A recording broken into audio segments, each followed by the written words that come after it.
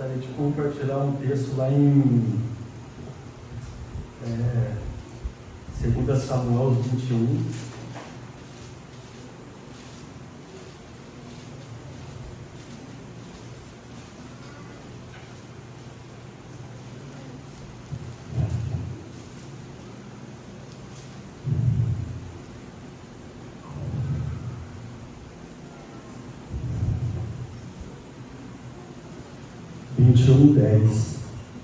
Quantos creem que se juntar todos nós aqui, podemos levantar um carro e mudar de lugar?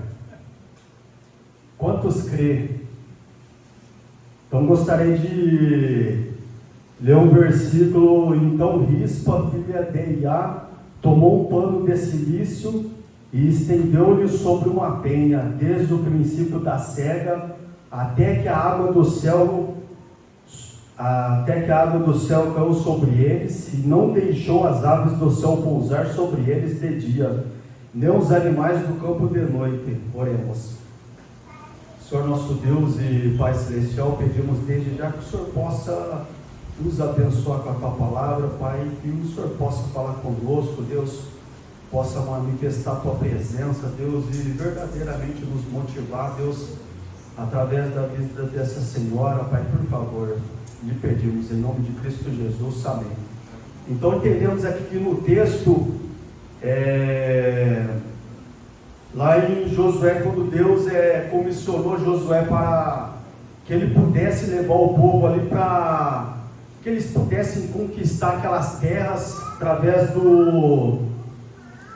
da vida de Josué.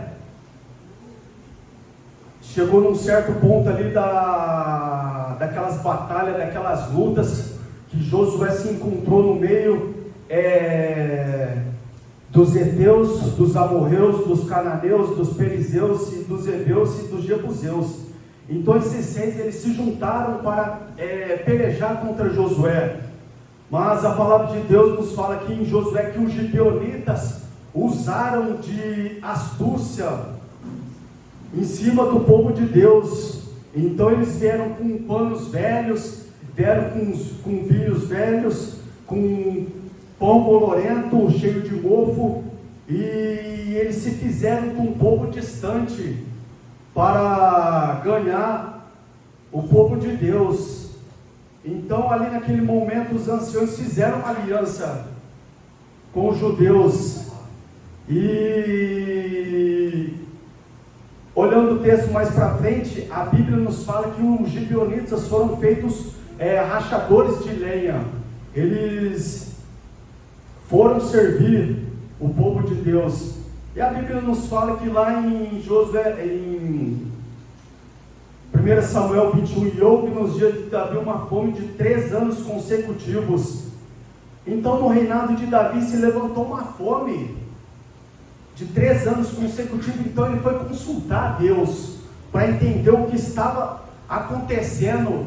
E a palavra de Deus nos fala por causa da casa de Saul, da sua casa sanguinária. Então Saul, ele tinha quebrado essa aliança que o povo de Deus tinha feito com os gibeonitas, que os gibeonitas iriam servir o povo de Deus. Então a casa de Saul quebrou essa aliança, tentou destruir os gibeonitas da terra.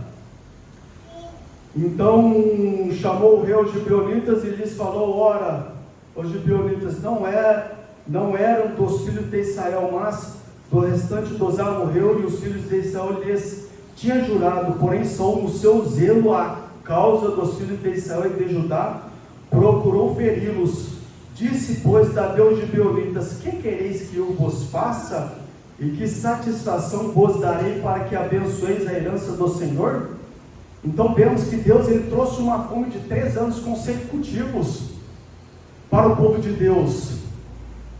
E a Bíblia fala que Davi foi consultar a Deus e procurou os gibeonitas.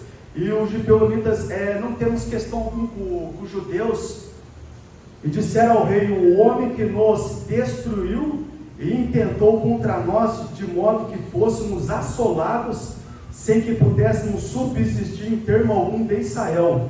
Versículo 6. de seus filhos se nos deem 7 homens, para que os enforquemos ao Senhor em Gibea de Saul, o eleito do Senhor. E disse o rei: eu os darei. Então, vemos que os gibeonitas queriam 7 homens da casa de Saul, para que eles pudessem ser enforcados lá em Gibeia. Então vemos aqui que Davi deu esses homens para que eles pudessem ser enforcados, e eles foram levados e foram enforcados.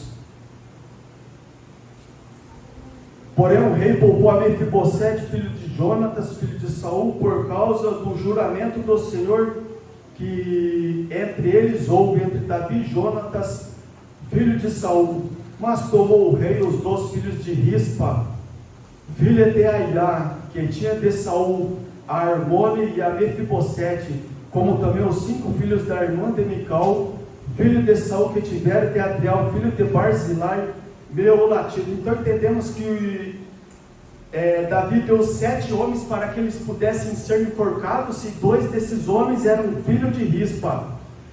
E chegando aqui no versículo 10, a Bíblia nos fala, vou ler novamente: então Rispa, filha de Aiá, tomou um pano de silice e estendeu-lhe sobre uma penha, desde o princípio da cega, até que a água do céu caiu sobre eles, e não deixou a água do céu caiu, e não deixou as aves do céu pousar sobre eles de dia, nem os animais do campo de noite. Então vemos aqui, irmãos, que muitas vezes em nossas vidas estamos que nem essa mulher, nas batalhas da vida, estamos batalhando. Então vemos aqui que essa mulher estava batalhando pelos seus filhos mortos. E vemos também que de dia vinham os animais,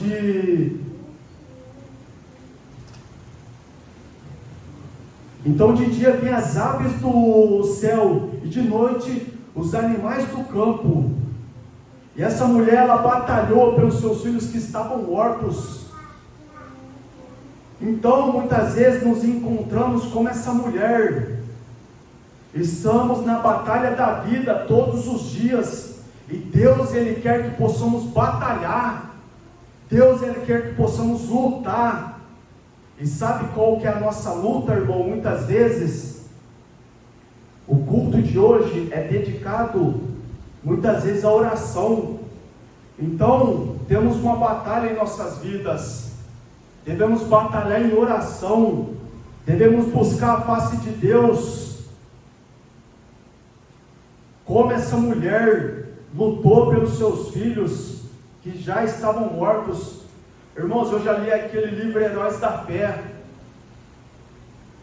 Vemos toda a dedicação daqueles homens que serviram a Deus, orando, lendo a Bíblia, servindo a Deus. Amém. Mas eu creio que os heróis da fé que podemos encontrar em nossas vidas é dentro da igreja local, através da vida dos irmãos, através da vida do pastor, de um diácono, de uma pessoa que está servindo a Deus, batalhando, lutando para dar o seu melhor a Deus. Amém. Então entendemos também que muitas vezes parece que vai passando os anos, as pessoas parecem que se cansam de servir a Deus. Não vemos tantas pessoas de idade na igreja servindo a Deus, e poderemos ver, na verdade, para nos encorajar, para que possamos nos espelhar nelas, para que possamos nos espelhar na sua fé, que elas depositarem em Cristo Jesus. Quando eu perguntei se nós todos pudéssemos juntar para levantar um carro e movê-lo de lugar, porque eu creio que a oração pode mover circunstâncias, porque a oração pode verdadeiramente nos cativar e mover a igreja. Amém. Então vemos essa mulher que estava lutando de dia e de noite pelos seus filhos que estavam mortos. Será que também não podemos lutar? Vemos essa luta pelos seus filhos. Será que não podemos lutar e estarmos em oração continuamente? Será que não podemos buscar a Deus? Então, irmão, entendemos que estamos numa batalha, entendemos que estamos numa luta. E essa mulher, ela sofreu, porque Saul, ele tentou destruir os gibeonitas. A vida é assim. Então, irmãos, como podemos buscar Deus em oração? Como podemos batalhar? Como podemos lutar? A Bíblia nos fala lá em Efésios,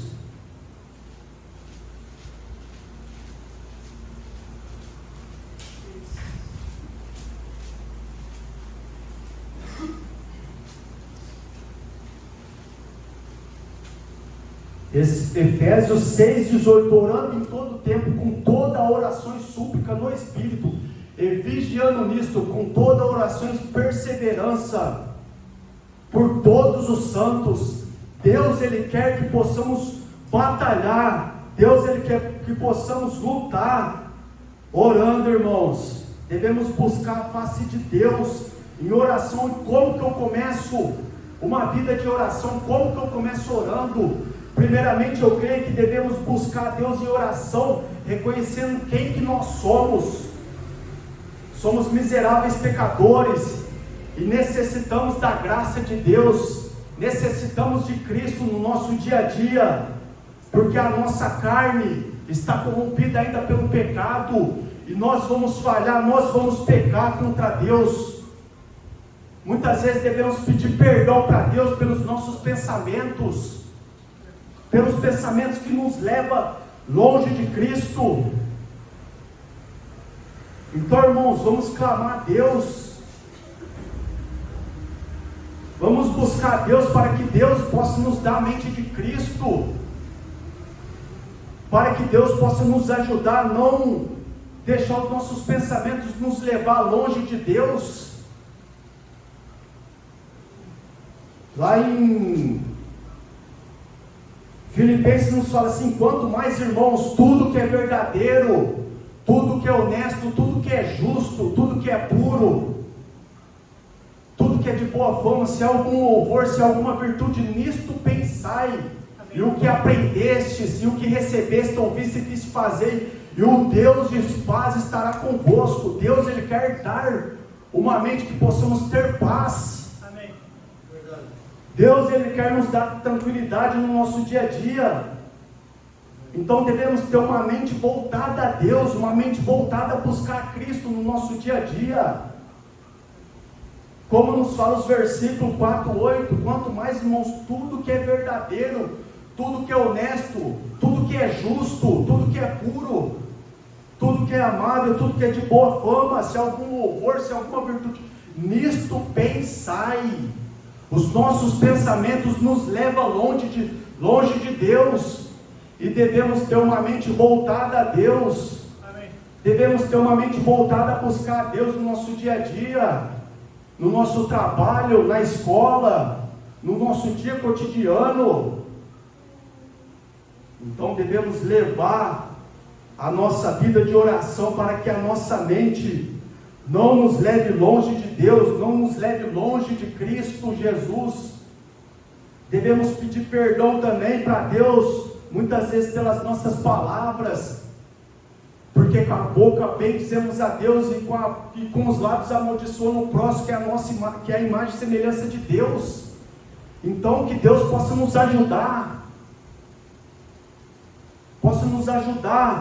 a ter palavras como maçãs de salva, possa nos dar palavra que edifique o corpo de Cristo Jesus. Então que Deus nos ajude a ter palavras que enalteça a Cristo, que fale de Cristo Jesus. Devemos pedir perdão também para Deus pelos nossos olhares. A Bíblia nos fala que os nossos olhos são semelhantes ao inferno, porque aquelas almas estão indo para o inferno ele nunca se sacia daquelas pessoas que estão indo para lá, e os nossos olhos muitas vezes são dessa forma, nos leva longe de Deus. Os nossos olhos são um imã para contemplar as coisas erradas deste mundo. Então devemos pedir para Deus perdão pelos nossos olhares. E devemos ter um olho de justiça que glorifica a Deus. Devemos pedir perdão também pelo nosso orgulho, pela nossa soberba, pela nossa altivez de espírito. Devemos pedir perdão para Deus pelo nosso ódio, que muitas vezes toma o nosso coração, pelo rancor. Devemos pedir para Deus perdão continuamente, como Jó se arrependeu no pó e na cinza, como Davi disse: somente eu, Senhor, pequei contra ti. Então devemos ter uma vida de oração voltada a reconhecer quem que nós somos, pecadores, dignos e merecedores do inferno, que necessita de Cristo, necessita de Deus, para que possa nos purificar no nosso dia a dia. Senhor, me perdoa, porque muitas vezes eu estou longe da Tua presença. Me perdoa, Senhor, porque muitas vezes eu estou longe de ter uma comunhão plena com o Senhor. Então devemos pedir perdão para Deus, irmãos. Senhor, esquadrinha os meus rins, visita o meu coração, a minha vida, e verdadeiramente me purifica dos meus pecados, das minhas iniquidades. É dessa forma que muitas vezes, todas as vezes, eu busco a Deus em oração, pedindo perdão. E depois eu peço dependência de Deus. Senhor, me ajude. Que o Espírito do Senhor possa me conduzir. Que o Espírito do Senhor possa me moldar, me transformar, Senhor. Me ajude a estar em oração. Me ajude a buscar a Tua presença. Como... esqueci o nome. Como... esqueci.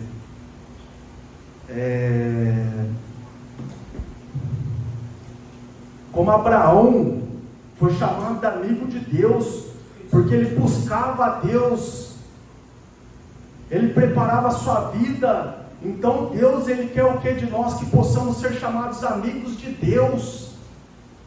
Deus, Ele quer ser o nosso amigo. Deus, Ele quer que possamos buscar a sua presença. Deus, Ele quer que possamos batalhar de dia e de noite, como essa mulher estava batalhando pelos seus filhos que estavam mortos. Então devemos batalhar, irmãos, e depois devemos enaltecer a Cristo Jesus, devemos enaltecer a Deus. Tu é a magnificência e o poder e a honra e a vitória. Teu é tudo quanto há no céu e na terra. Amém. E tu constituíste por cabeça sobre todos. Amém. O Senhor sendo um Deus maravilhoso, conselheiro, Pai da eternidade, príncipe da paz, um Deus forte, zeloso, que zela pela sua palavra. Será que Deus não zelaria pela sua palavra e moveria a sua igreja, não moveria os nossos corações, se simplesmente nós crêssemos nisto, orando em todo o tempo, irmãos? Deus, Ele pode mover circunstâncias. Amém.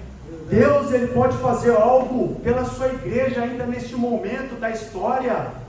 Só que devemos crer, devemos buscar, devemos entender que Ele está sentado num trono de eternidade a eternidade. Amém. Deus é o alfa, o ômega, o princípio e o fim. Será que temos visto a grandeza de Deus ainda nesses dias? Será que cremos que Ele pode fazer algo, como Ele fez pelaquela mulher? Então Deus, Ele quer ainda fazer algo pela sua igreja. Então, irmãos, vamos reconhecer quem que nós somos, pó e cinza diante de Deus. Vamos reconhecer a grandeza de Deus. Deus, Ele usou muitas pessoas na história da Bíblia, da igreja local. Deus, será que Ele perdeu o seu poder? Ou nós que muitas vezes estamos incrédulos e não cremos na sua grandeza? Então Rispa, filha de Aiá, tomou um pano de cilício e estendeu-lhe sobre uma penha de silício, estendeu-lhe sobre uma penha desde o princípio da cega, até que a água do céu caiu sobre eles, e não deixou as aves do céu pousar sobre eles de dia nem de noite. Eu estudei um pouco sobre esse princípio da cega. Alguns comentaristas falam que é 5 meses, outras pessoas falaram que era entre 2 meses mais ou menos.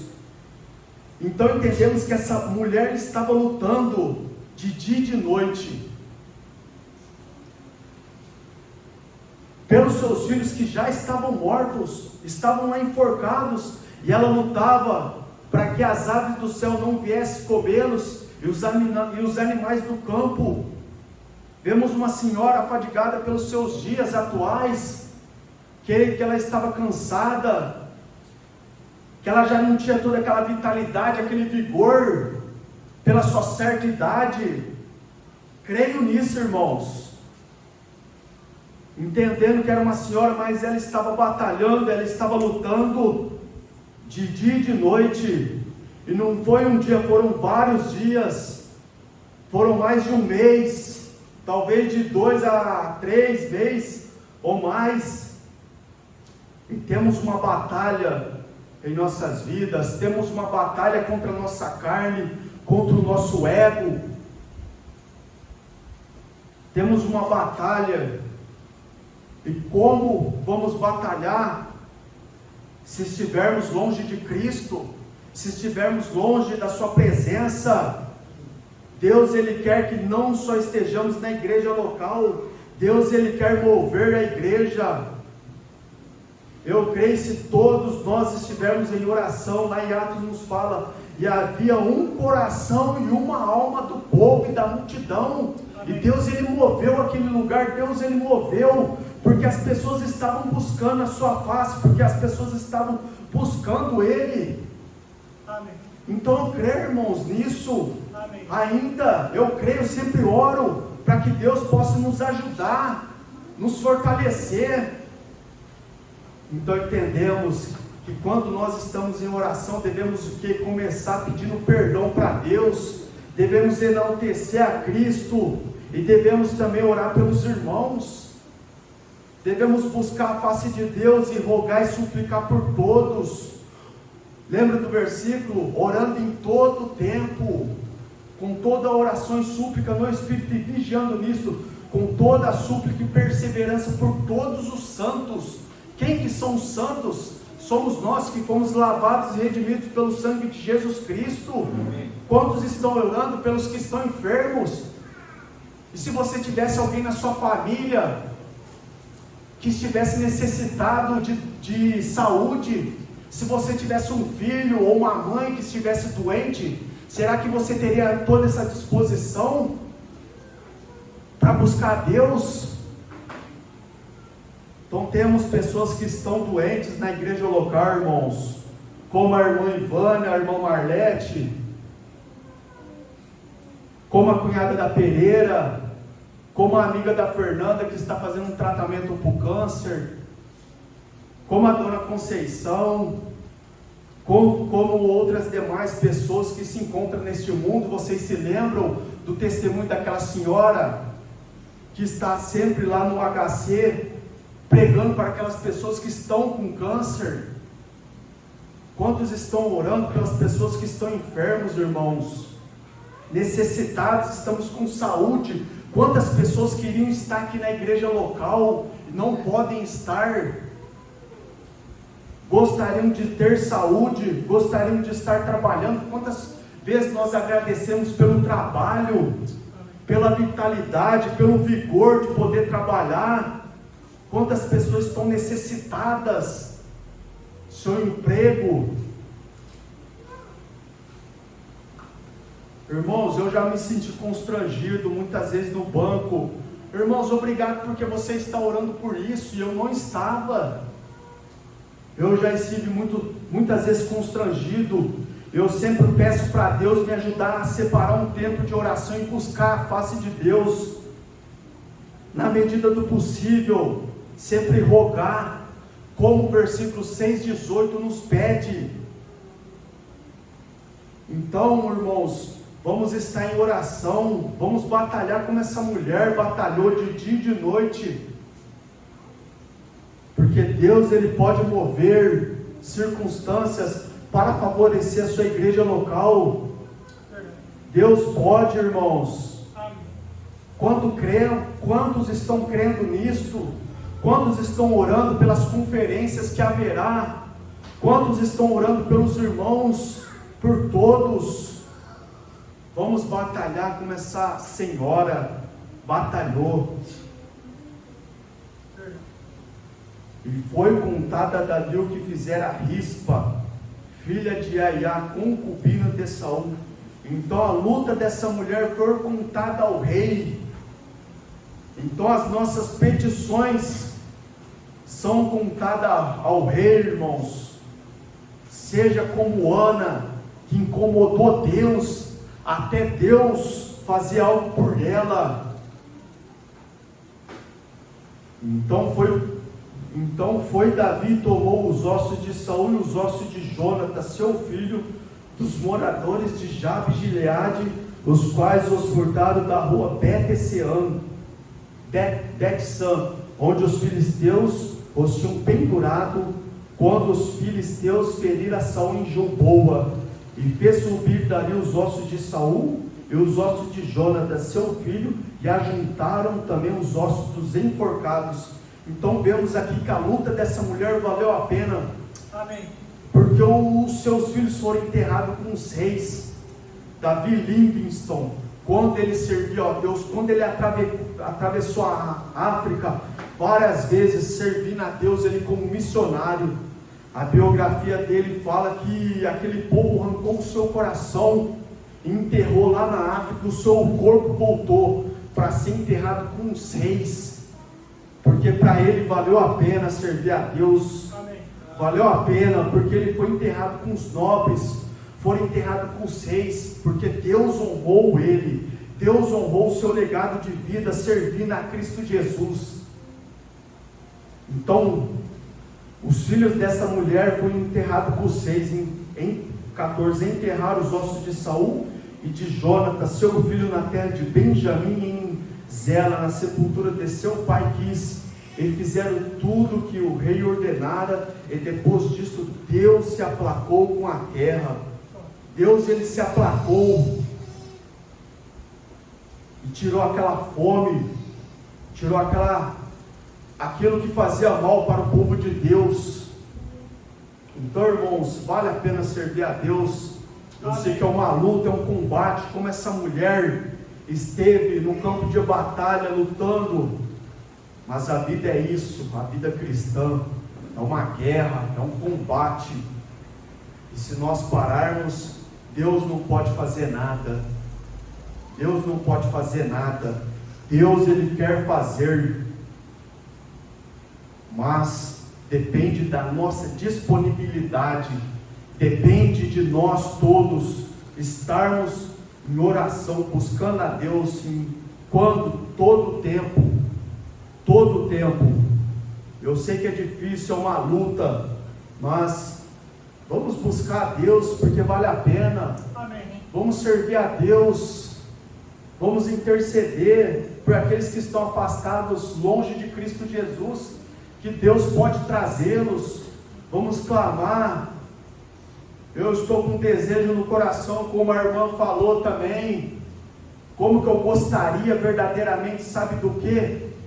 Da gente poder ter um evangelismo, de pessoas estarem orando aqui na igreja, e nós pregando para aqueles que estão perdidos. Eu sempre tive esse desejo, desde o começo da minha conversão, só que nunca eu compartilhei isso, mas talvez um dia Deus possa fazer algo. Amém. Se nos dispormos mais. Amém. Vemos na história da igreja, eu me lembro das conferências que houve, da missão, né, pastor, como é que chama? MBIB. O que me chamou mais atenção foi quando o pastor Paulo Nievas, lá de Cravinhos, falou sobre aquele aquele missionário que tinha um livro, um caderno de nomes, que ele rogava, que ele clamava, que ele derramava suas lágrimas pelos que estavam perdidos, sem Cristo. Será que não podemos fazer isso em oração? Será que não podemos clamar por aqueles que estão perdidos? Eu tenho uma lista de pessoas que eu sempre oro, mas eu sempre peço para Deus, que eu creio que eu tenho que me dispor mais para pregar para eles, porque não só orar, irmãos, devemos orar, devemos derramar lágrimas, mas devemos também pregar, levar a palavra de Deus, porque ela é viva, ela nos trouxe vida, ela nos deu vida, e cremos. Vamos orar para que Deus possa salvar famílias, para que Deus possa salvar, possa transformar vidas. Amém. Só que primeiramente, Deus ele espera de nós, se podemos caminhar uma milha, vamos até duas, como a palavra de Deus nos fala. Se não temos uma vida de oração, comece com 5 minutos, depois com 10, depois com vida, com 30. Vamos nos dispor. Deus ele responde o desejo do nosso coração, mas também responde as nossas palavras. Eu tenho visto o mover de Deus, não só das minhas palavras, mas do desejo do meu coração. Gostaria de terminar lendo um versículo. Eu creio que talvez toda a igreja saiba de cor, mas eu gostaria de ler lá em Efésios.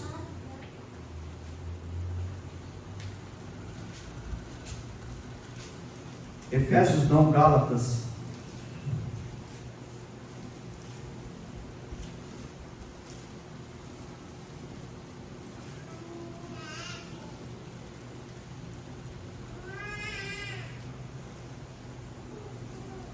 No 6,7 nos fala assim, ó, não erreis, Deus não se deixe escarnecer.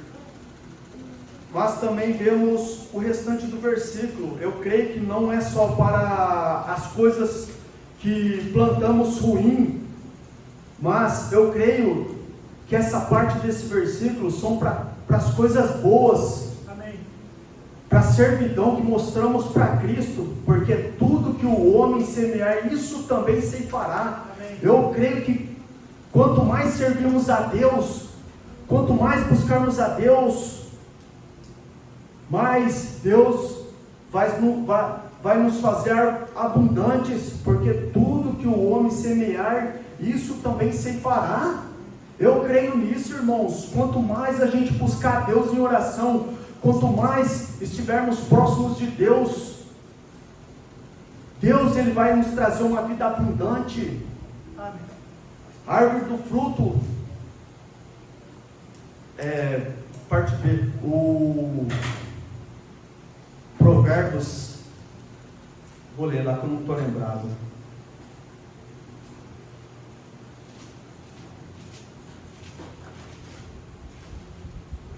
Provérbios 11:30, o fruto do justo é árvore de vida, e o que ganha almas é sábio. Eu creio, irmãos, nisto.